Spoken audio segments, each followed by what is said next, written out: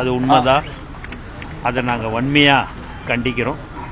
எங்களுடைய தலைவருடைய பிறந்த நாளை மிக சிறப்பாக தோழர்கள் கொண்டாடி கொண்டிருக்கிறார்கள். பொதுமக்களுக்கு நலத்திட்ட உதவிகளை வழங்கி கொண்டிருக்கிறோம். இந்த நேரத்தில் எல்லா இடத்துலையும் நீங்கள் பார்த்தீங்கன்னா கோயிலுக்கு வெளியில் கூட அன்னதானம் வழங்கக்கூடாதுன்ட்டு போலீஸ் வந்து அதை தடுக்கிறாங்க. அதை நாங்கள் வன்மையாக கண்டிக்கிறோம். ஏன்னா எங்களுடைய தலைவருடைய பிறந்த நாள் இன்று மட்டும் இல்லை, 365 நாளும் நலத்திட்ட உதவிகளை வழங்கி கொண்டிருக்கிற ஒரு கட்சியாக தமிழக வெற்றி கழகம் இருந்து கொண்டிருக்கிறது.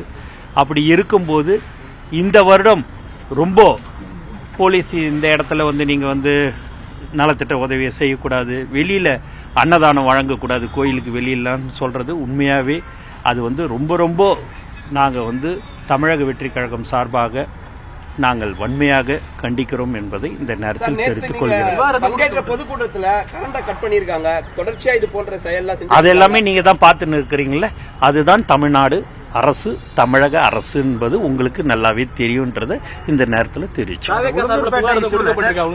உளுந்தூர்பேட்டையில் ஹாஸ்பிட்டலில் வந்து இப்போ புகார் கொடுக்கப்பட்டிருக்குது. அவங்க எல்லாமே வந்து ஹாஸ்பிட்டலில் எங்களுடைய நிர்வாகிகள் அவங்கள அட்மிஷன் பண்ணியிருக்கிறோம் என்பது தெரிவிச்சு. ஈடுபட்டது எந்த கட்சிங்க?